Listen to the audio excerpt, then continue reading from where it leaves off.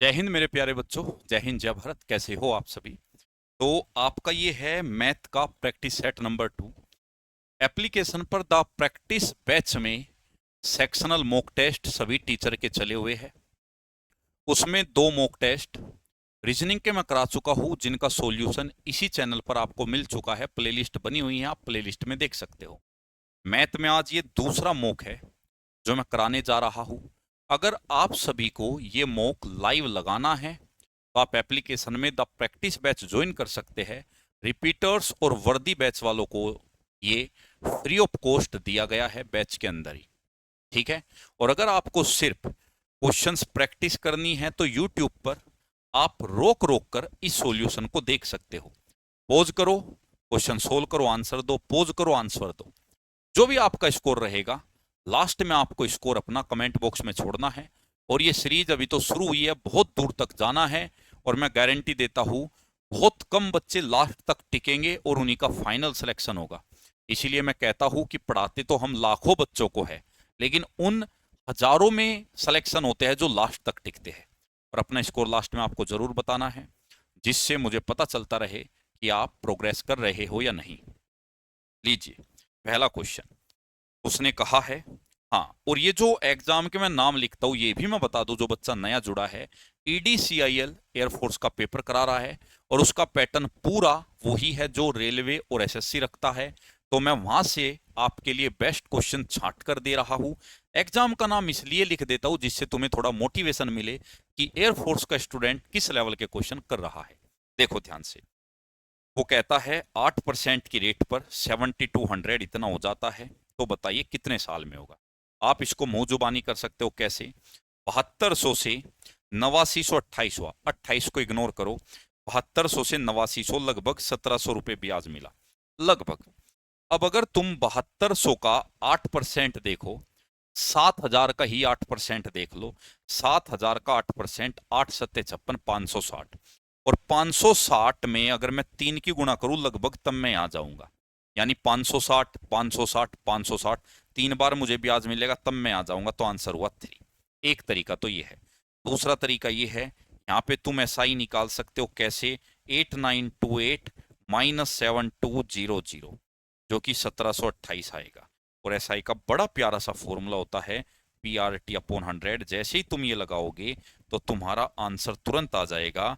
7200 गुना rate थी 8 और गुना T/, ठीक है। और काट के देखना, T आएगा 3 years। क्लियर है सभी बच्चों को? चलिए नेक्स्ट। एक दुकानदार अपनी वस्तु का जो कॉस्ट प्राइस है उसको 20% बढ़ा देता है, मार्क कर देता है। फिर 30% की छूट देता है। पहले बढ़ाया फिर डिस्काउंट दिया, सक्सेसिव है। सक्सेसिव वाले में ये फॉर्मूला लगता है, जो कि बड़ा प्यारा फॉर्मूला है, बहुत सारे चैप्टर में यूज होता है।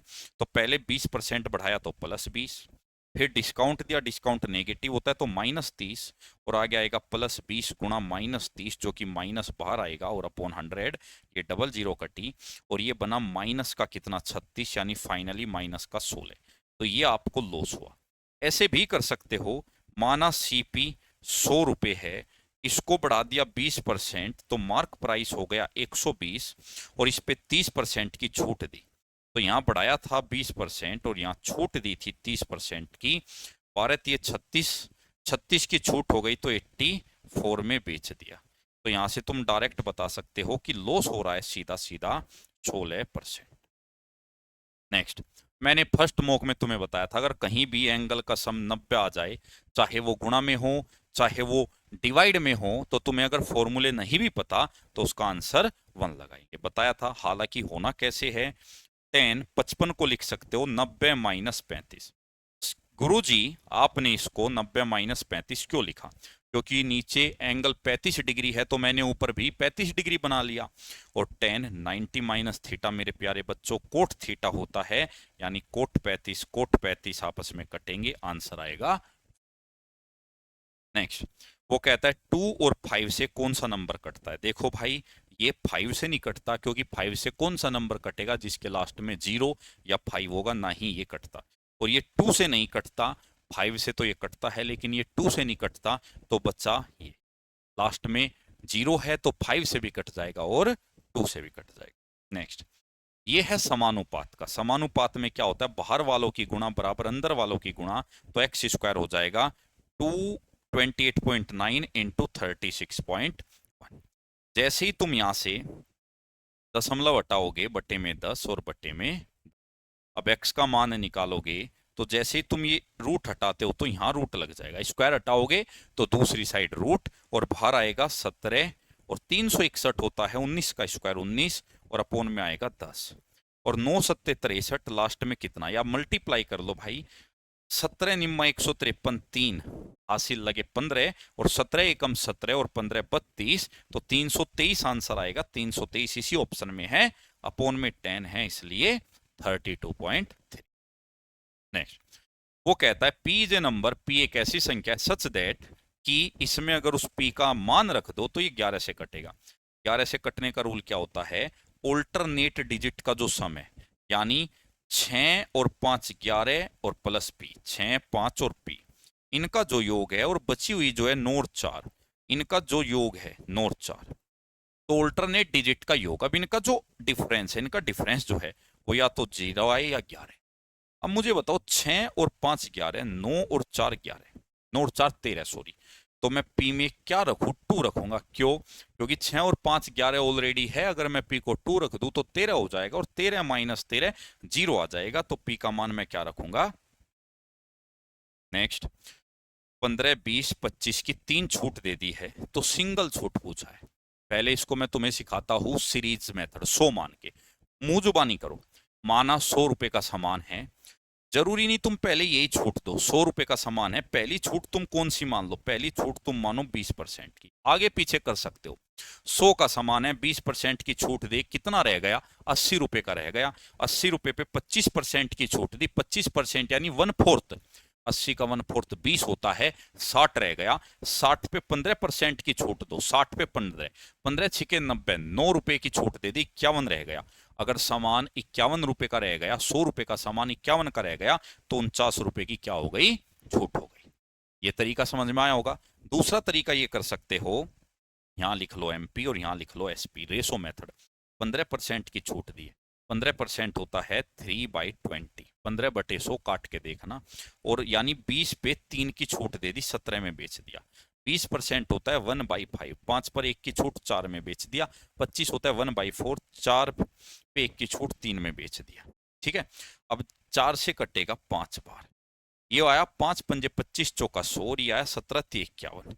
अब तुम ही बताओ, 100 का सामान 51 में बेच दिया, तो डिस्काउंट कितना, सीधा 49 का आ गया डायरेक्ट। क्लियर है। नेक्स्ट, उसने कहा मोहित एक कार्य का 2/3 भाग 24 दिन में करता है। देखो 2 से तो ये कटा 12, और 3 गया इधर गुणा में, तो पूरा काम कितने में हुआ, 36 में। पूरा काम 36 दिन में हुआ, कितने में, 36 दिन। मुंह जुबानी कर सकते थे, पूरा काम 36 दिन में। वो कहता है 1/9 काम कितने में होगा, अरे पूरा 36 में हो रहा है, तो 1/9 कितने में होगा, 4 में होगा। क्लियर है सभी को। नेक्स्ट, 888 में किस संख्या को ऐड किया जाए जिससे वो 35 से कट जाए। भाई ऑप्शन जाओ, मैंने माना 888 में मैं 22 जोड़ लूं, अगर मैं 22 जोड़ लूं तो ये संख्या 8 और 2 10, लास्ट में 0 देगी, लास्ट में 0 देगी, तो 35 से कटने की संभावना है, क्योंकि जो 35 से कटेगा वो 5 से भी कटेगा, तो लास्ट में 0 देगी, तो 5 से कट जाएगा।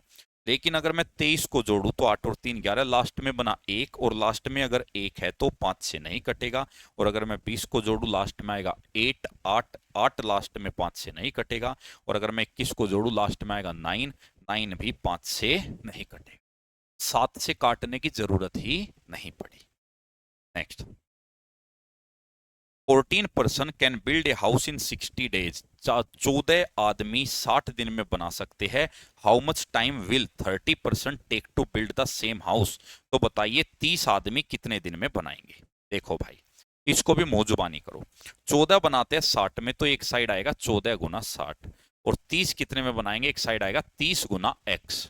अब आप ही बताइए, जब 30 से 60 को काटोगे 2 बचा, और 14 दूनी 28, यानी फॉर्मूला लगा m1d1 is equal to m2d2। पहले थे 14 आदमी 60 दिन, और फिर हो गए 30 आदमी कितने दिन, काट के देखो x आ जाएगा सीधा 28 दिन। हो जुबानी करना है ऐसा क्वेश्चन। नहीं भी करते मेरे साथ इसी अप्रोच से करो, होने लगेंगे।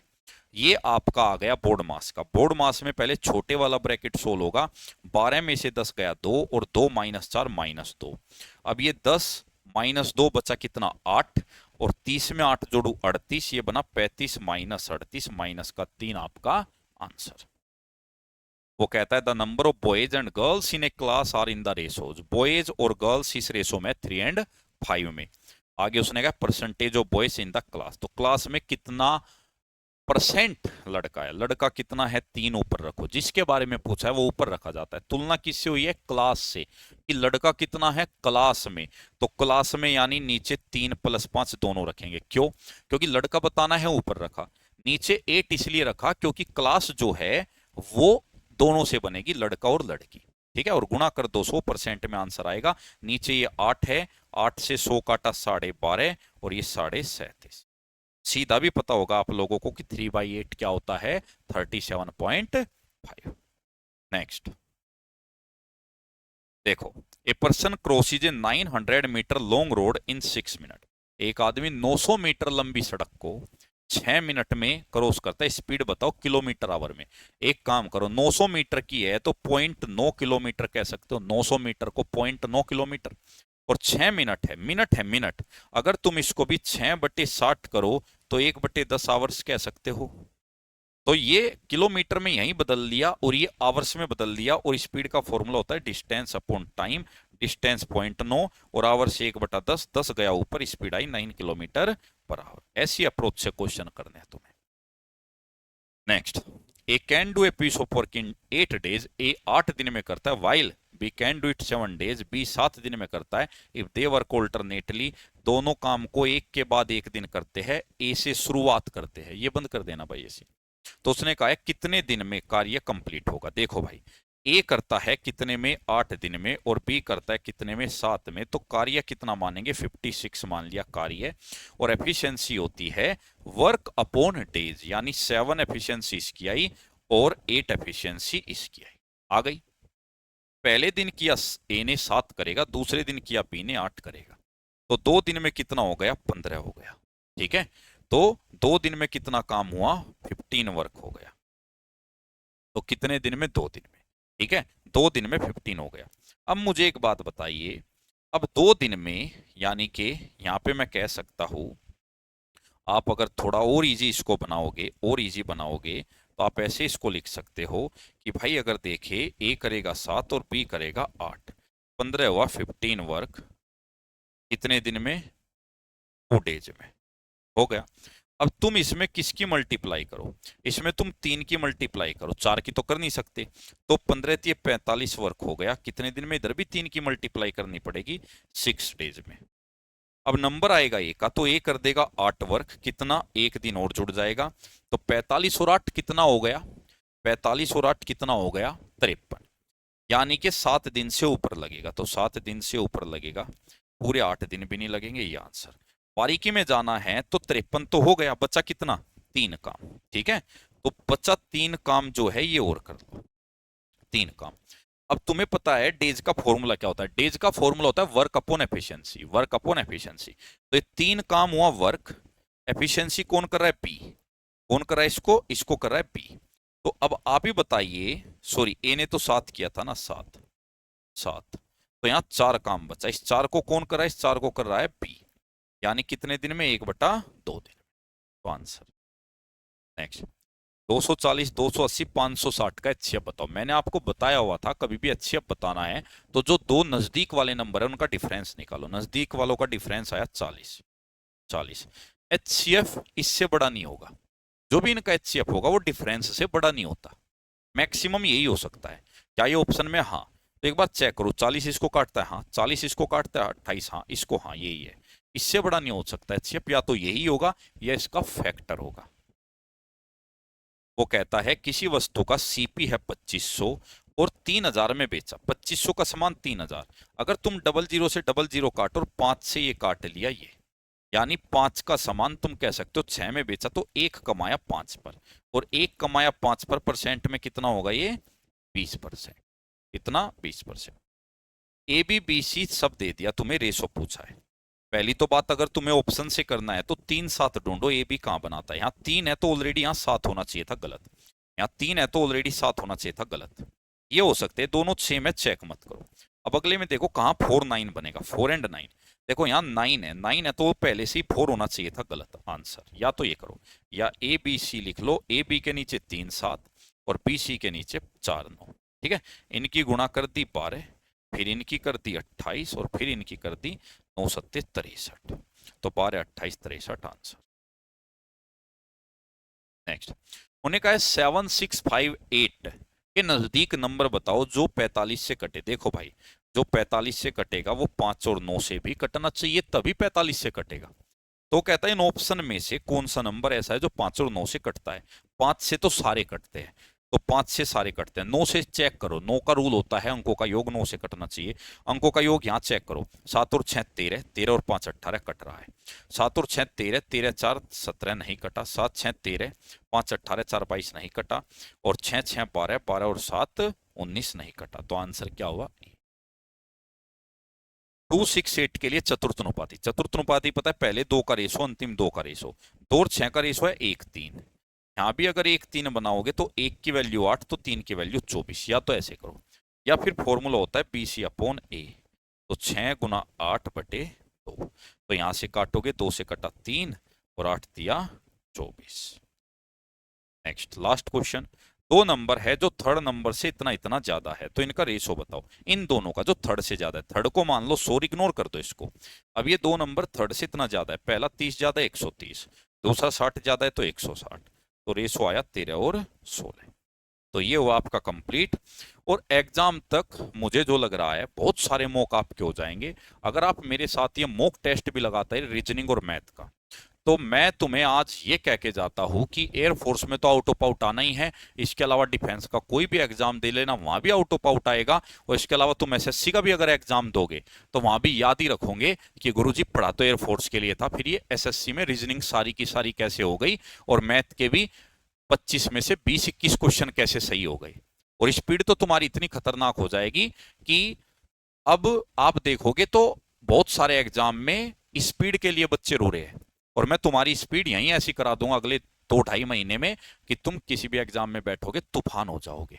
ठीक है, तो अपना मार्क्स जरूर छोड़े, कितना मार्क्स आपका आया है। और 9 बजे इसीलिए ये क्लास डलवाता हूं जिससे तुम आराम से चीजों को कवर कर लो। ठीक है, और कैसा लगा और कैसे मजा आ रहा है नहीं आ रहा है कमेंट जरूर छोड़ दिया करो। ना भी छोड़ो कोई दिक्कत नहीं, लेकिन अगर कमेंट छोड़ दो तो पढ़ के मुझे थोड़ा अंदाजा हो जाता है। जय हिंद, जय भारत।